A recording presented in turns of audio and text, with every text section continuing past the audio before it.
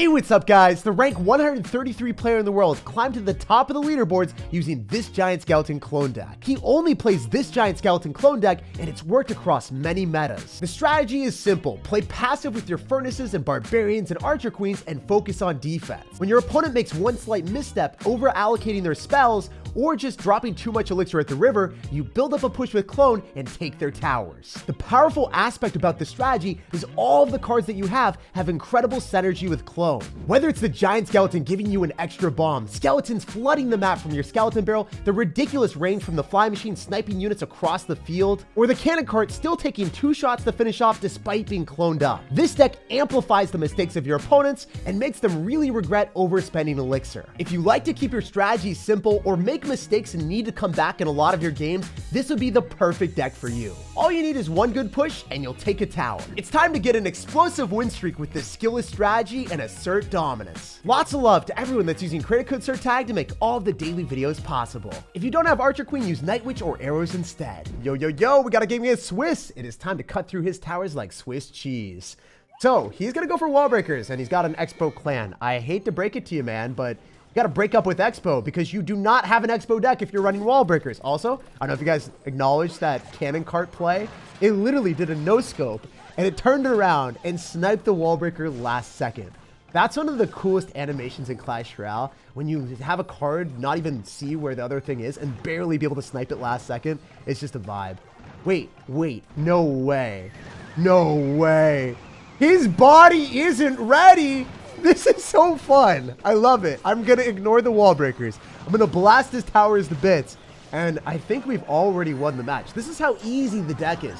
You get one slight advantage, you clone up your stuff, and then you're like, oh, I guess the game's over. Generally, the way that I like to play this deck is I defend whatever my opponent's throwing at me, and then you're inherently going to be up an elixir advantage because they spent elixir spamming you. You use the units that you defend with, you counter push with a clone, and you punish your opponent immediately. So even though this guy is ranked in the world, it wasn't even a problem, and he already lost the game. I find it hilarious that the Swiss player simply could not handle the cheese. Also, I was dropping a ton of units off on his side of the map in the last second, so he couldn't ever cheese me with a tornado to get our towers. Super easy stuff, and he didn't even fool me for a second with that Expo clan. And after that super speedy win, we've climbed up to 9,000 in the world. This guy finished 716 in the world, so he's gonna be a top tier player. Let's get the challenge and see what he's gonna have. So I'm going to go Giant Skeleton in the back first play just because we're going to finish off the Barbarian Barrel, which is definitely a card that he wants to keep since it cleans up all of our cloned up stuff. It's interesting that he decided to cycle that so early on. I guess it's 2 elixir, so he feels like it's disposable. I'm going to go for a clone here. You can't clone up the Archer Queen and get double abilities, but it would be so funny if it worked like that. I really want to get an ability down so we don't lose everything. Let's go! We're forcing out a tornado for 1 elixir. That is awesome. That's just a vibe all around. So if we're playing against someone with a Lumberjack Balloon freeze deck, like we're looking at right now, it has to be Balloon. We're trying to bait out double small spells, right? Now he doesn't have his Bar Barrel, doesn't have Tornado. So how is he expecting to defend against this cloned up Skeleton Barrel spam that we always decide to drop? I mean, obviously we can't really go in for a clone because we can't cycle back to it there, but you know, 500 damage is definitely significant, and forcing out a Bowler, which is a card that he probably wants to keep. So I'm going to go in for Barbarian Surround to destroy that Bowler as quickly as we can. See if we can line up a strike on that. And wow, only 2 Barbarians got hit. That's not that bad. Generally in this matchup, you want to go in for Furnaces if your opponent doesn't have good answers to it, because you can force out so much elixir or just get a lot of damage. Also, I'm pretty sure the Lumberjack has to walk back, you know. It ran back and it forgot its keys, so it had to go backwards back to its home, I guess, to finish off the Archer Queen. All right, not good for us because he's probably going to freeze on that, right? Is he only going to get 1 hit, 2 hits? I wish he only got 1 hit. I wish he went in for a freeze as well and, like, missed everything. But, I mean, you can't, like, will that or manifest that in the gameplay, right? Sometimes things that you hope for don't always happen. All right, we can go in for a Furnace. I think probably better for us to go in for a Giant Skeleton and Cannon Cart and get him to Bowler on one side or Inferno Dragon. Yeah, he's going to go Bowler. That's really good for us because now his counter push is going to go in the wrong side. And then we're going to go in for a Skeleton Barrel here as well. So if he goes in for Inferno Dragon to counter that, then, I mean, he's not going to get great counter push because it's going to go into the tower that has full HP. All right, his Bowler's out of cycle, so I can go for Barbarians, and it should be able to tank for everything. I can even go in for a Furnace to go and pull back the Balloon. I don't think dropping the Archer Queen ability is worthwhile doing here, because the Baby Dragon would lock into my tower, and if you think about it, the Archer Queen in this position is just going to do the exact same thing. Like, it's still going to allow the same shot to happen, so I would waste Elixir and I would waste the ability, so I'm not going to do that. Also, the Archer Queen takes time to go invisible, so it's not like an immediate rapid-fire thing. Like, it's going to take its sweet time to go invisible with the animation. All right, I think that the clone is not necessarily used right now as a good decision, because if we just clone a flying machine that's going to die anyway, it's not going to give me much. I want to try to go for barbarians here and then pull back the balloon and then maybe get it out of the rage. I don't know. This is really, really risky for me to go in for a fly machine.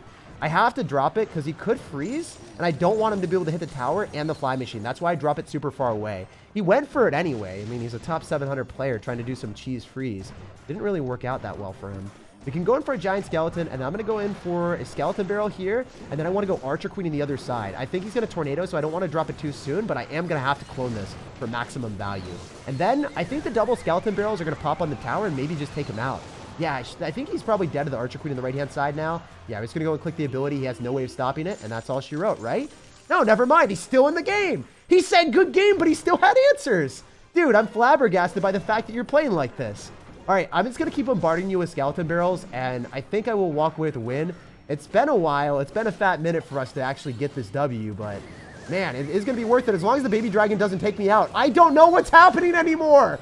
Oh my gosh. 18 HP, and we barely walk away with a victory. So even though this guy had an excessive amount of splash damage with baby dragon, bowler, tornado, and freeze, we were still able to freeze the victory screen in our favor. Not necessarily the most comfortable win of my life, but beating a top 700 player in the world that has a pretty good matchup into me feels fantastic. Let's bounce on next one. Jump into the game with our furnace. Hopefully we can sizzle and fry this man's tower. Unfortunately, that's not what's going to happen. He's going to go for an Inferno Dragon to fight fire with fire. Maybe the fly machine's going to be able to give us some nice value here, though. It depends on what his deck is. I don't love the fact that he dropped Inferno Dragon because that might be a Lava Hound deck. And I kind of sort of maybe need the flying machine to deal with Lava Hound. I'm going to go for a Skeleton Barrel here since he doesn't end up having Zap and Cycle since he just used it. Maybe we can go in for an Archer Queen in the back, but I think that would be our worst decision, actually. Inferno Dragon's out of cycle, so there's no way for him to melt the Giant Skeleton. And then also on top of that, if you think about it, no Tombstone, so it's going to be harder for him to distract it too. So if I go Archer Queen here, fully shut down the balloon for a juicy positive elixir trade, because Archer Queen's going to give us more elixir on offense, I think he could be in quite a bad spot. I'm going to go for Barbarians here so we can keep his barbs inside, so then they don't run away from the bomb, and then our barbs on offense might be able to put in some work. I don't know how well this is going to work, but he's dropping an Inferno Dragon on Barbarians. So I can't imagine this going super well for him. Wait, can my Barbarians clone take the tower? Okay. I did it partially for the memes, but also as an experiment to see what would happen. I've never cloned up naked Barbarians with nothing else by them. I'm going to go for a Skeleton Barrel here to go and pull back the Inferno Dragon, so then optimally the Inferno Dragon doesn't lock on my tower. If you're ever playing against Inferno Dragon, always drop your units to pull it back directly at the river. If you drop it close to your tower, the Inferno Dragon is just going to sizzle it and fry it. But if you drop it at the river, it's going to run away, and then the Inferno Dragon is going to go and follow it. It's like a dog on a leash almost. What do we do? Do we go in for a cannon cart in the back? I think that's our best bet. Yeah.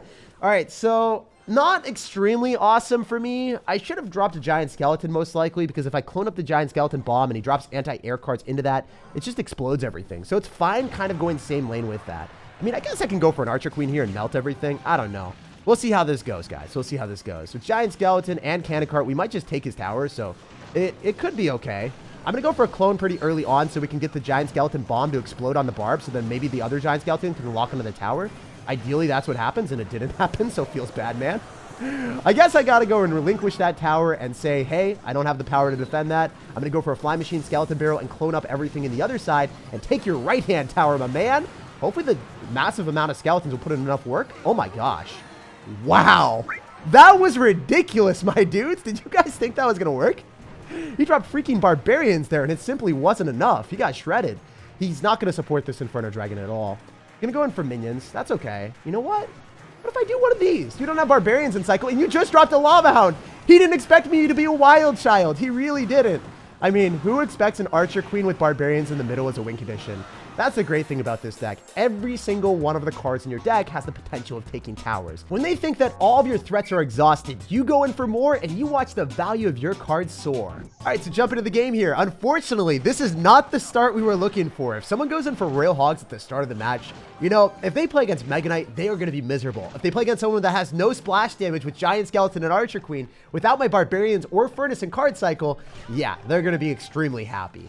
So that guy that got super lucky, but it is what it is. That is ladder for you. Sometimes you get unlucky, sometimes you get lucky. It is how it is. The bomb should be able to blast his Archer Queen to oblivion, and then I think we're able to finish off the Fire Spirit with an Archer Queen, but it didn't work out. Wow. Come on now. All right, you know what? If we're playing against someone that's going to have Royal Hogs Earthquake with Royal Delivery, it's extremely important for us to utilize our Fly Machine to our utmost potential. Because if we decide to go in for a Fly Machine and our opponent doesn't have Archer Queen in the cycle, that's going to force out more elixir than our opponent would typically want. And it doesn't even get a shot on the tower, though. That was a really well-placed Goblins, and it was able to fully stop everything. So, yeah, I don't know. Kind of exceeded expectations there. He's not going to be expecting Barbarians, though, because obviously I would have dropped them if I could have. And now he's like, wait, I just got lucky with the starting hand. You waste 5 elixir there. You know, that was the interaction that you deserve to have happen at the very start.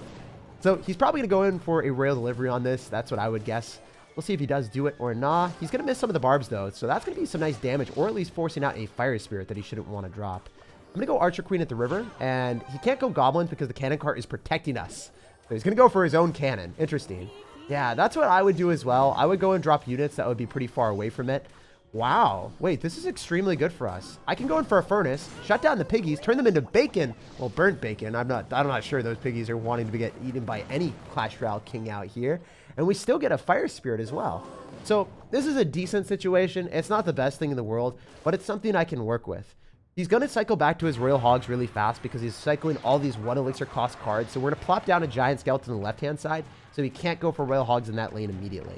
Then I'm going to go in for a Fly Machine and also a Skeleton Barrel, and then I'm going to go in for a Clone, because it's harder for him to defend the Skeleton Barrels paired with the Fly Machine, since the Fly Machine is not going to die to the Royal Delivery. So he needs a Royal Delivery and Fire Spirit on top of the Fly Machine. But if you think about it, the Fire Spirit is not going to jump onto the Fly Machine because it's going to hit the Skeleton Barrel. So if you hit all the skeletons from the Skeleton Barrel and you don't hit what you want, you can never kill my Fly Machine. So that's the reason why we spend all of the elixir there on the left-hand side and spammed as much as we did, because I knew for a fact we were going to get a great trade, since the Fly Machine would be super sneaky, lock onto the tower, and suck up all the damage that we were losing by. So we're going to go for another Fly Machine again and make sure that he has to go Archer Queen, and we're going to probably try to snipe it with a cannon cart. Yeah, so that's exactly what we're hoping for. We're going to see if we can snipe everything here. We're going to go in for a Juicy Clone and hit everything. Oh, yeah. Look at that cannon cart sneaky behind. And it is going to give us so much value, making sure that we kill the queen. And then the cloned up Fly Machine is being real mean. Okay, we can go in for another Giant Skeleton in the back. And notice what I'm doing, right? I'm starting up the push with my Giant Skeleton in the back. I'm going for Fly Machine, Skeleton Barrel, Clone using Cannon Cart. And then primarily using my Barbarians on defense against whatever he drops. The guy dropped out of the game because he just does not want to play this match anymore. Genuinely, I don't blame him. People that are typically running Earthquake to counter the spawners means that they'll get an amazing matchup against your Furnace every time, but their lackluster air answers will definitely lose the game because your Fly Machine will bring home the pain. Despite our opponent having a sublime start in that match, we were able to win it and come up to 5,000 in the world. Yo, we got a game against the life we chose. Honestly, I feel like you would not choose the life of getting spammed by cannon carts, giant skeletons, and skeleton barrels. It's not something that's fun for most people, but maybe this guy is ready for an adventure. He's going to go for a Baby Dragon in the back, which is great for us because that's a source of splash damage that is already out of cycle. And now we are seeing another source of splash damage with the Golden Boy. So that is always paired with Tornado. It is a fact of life that this man is going to be running either an Electro Giant deck or some type of graveyard deck with Golden Knight. So I want to go in for an Archer Queen off to the side so we can guarantee that we finish off everything here. I don't want to spend too much elixir because if I do and I give him too much spell value, that would have probably lost me the game.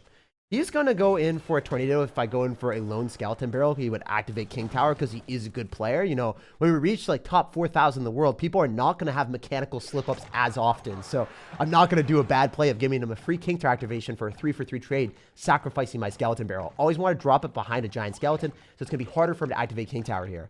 Wait, this is probably a Golem deck since we saw Bomber. Most of the time, yeah, Tombstone and a Bomber are indicative of Golem, and then if you see a deck that has like Cannon, then you can expect it to be Electro Giant, right? I mean, this could be Graveyard still, but it's unlikely. Yo, the Cannon Cart's still alive! Oh my gosh, I don't think he's gonna be able to kill that. probably locks. Let's go, baby. I love the emoji too. He's just like, Jake, you're hurting me. You're doing me dirty, and I don't appreciate it. Also, we saw lightning earlier, so it was definitely between Electro Giant or Golem, but it has to be Golem now. So fortunately for us against Golem players, we've got Barbarians, and then we also end up having the Furnace. So we have great ways of destroying the Golem itself. And then on top of that, we also are going to have a pretty decent answer with the Giant Skeleton if we want to go same side. I'm going to go and click the ability for 1 elixir just so I can melt the Golem a little bit more. And I think it's in my best interest to go in for a Furnace here and pull that as much as we possibly can. And then maybe go in for a Fly Machine off to the side so that he can't lightning everything at once. I think that's our best bet because I was thinking if I go Barbs, he's just going to go Golden Knight and Bomber and kill them. So probably not going to be our most effective answer to him immediately.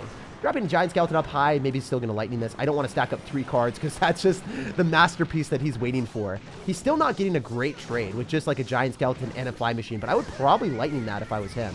I'm surprised that he didn't. We're going to go in for an Archer Queen on the other side just so we can force out some extra elixir, and then we're going to go for a Cannon Cart as well. So all things considered, I think the Archer Queen is about to give us insane value for 1 elixir. Watch this, guys. It's not even going to be worth dropping just yet, but I will drop it when it gets closer to the river. He's probably a tornado at back, so I'm still going to wait. I'm still going to wait. No, he's going to go Golden Knight. Great. That's incredible. I can't let that roll because the dash would probably kill everything. I'm going to go in for a Giant Skeleton left-hand side, and I could clone this actually before he lightnings. Yeah, I want to go in for a clone with the Skeleton Barrel and then get back to another Fly Machine because this is going to be hard for him to defend. Especially if I can go in for multiple Fly Machines with a Giant Skeleton, and then the bomb explodes to finish off the Phoenix. This is fantastic. And when we're up Elixir, we pile on the aggression with an Archer Queen at the river. When you're up Elixir with this deck, you have to do that. Because the Archer Queen is what really, really differentiates this Golem counter type, is making sure that your opponent never can spend the Elixir and the Golem in the back, right? We want to keep his Elixir low. So that's what we're trying to do. Even if the Archer Queen doesn't give us like the best trade in the world, it's making sure he can't go in for a Golem and spend his Elixir there. We're going to go in for, I think, a Cannon Cart at the river to finish off the Bomber. Optimally, if the Bomber locks onto the Cannon Cart, that would have been a huge win, because then the Skeletons would have thrived. I'm going to go for a high Archer Queen here, and then I can go in for a Fly Machine again. So he's going to Lightning, but he's not going to hit the Fly Machine, which is what I would have hit if I was him, because he's not going to get any value with the Phoenix at all. So I think this is great. I'm going to go for a Giant Skeleton, Skeleton Barrel, and Clone in the right-hand side, because he doesn't have Phoenix and Cycle either. So it's going to be really problematic for him. He probably goes in for a Tornado, and then we're to Clone afterward. Let's go! That was perfectly timed. I'm reading this man's card cycle like a book right now, and he should be shook. So I think that is going to be really awesome with the Skeletons and also the Cannon Cart, and then the Fly Machine giving us some nice damage there as well. Like, everything is just going well for us. I feel like a crook with how much damage we're stealing. All right, I'm going to go for another Giant Skeleton in the back. He's going to Lightning. I don't want to stock up so much stuff nearby itself. I'm going to go for a Furnace as well. He should lose his Golden Knight without a dashing, which is incredible. And now he's starting to go in for his Golem. So he's going to go in for one big parade push, and I need to shut it down with the Giant Skeleton Clone. So if this is what your goal is in life, just to defend, this is all you have to do. You go in for the Giant Skeleton, and you watch everything go kaboom. Watch how the double Giant Skeletons put in mad work. Every single one of his cards behind this will die if it gets close. He's stacking up 2 Golems, but I also end up having the capability of going for double Furnaces. So we'll see what he decides to do. I don't think it's going to work out so well for him. Even if he gets onto the tower, we can go in for a Cannon Cart and make sure that his Giant Skeleton counters are just going to die, right? Giant Skeleton stayed alive. Golden Knight stayed locked and loaded, and we walked away with a dominant W. If you guys are ever worried about playing against a Golem deck or Electro Giant, it's impossible for them to break through. Even if they have Golden Knight plus Tornado, the damage that they're going to get is only around 500. And that's only like once or twice a game with a gigantic Golem push. Because you're always going in the opposite lane, your opponent will never get the chance to build up big Golem pushes. It's interesting that the life that he chose was a loss, but hopefully he gets better luck in the next match. We completely countered Golem. After winning that one, we've climbed all the way up to 4,500 in the world. Like, subscribe for more daily videos, and have an incredible rest of your day.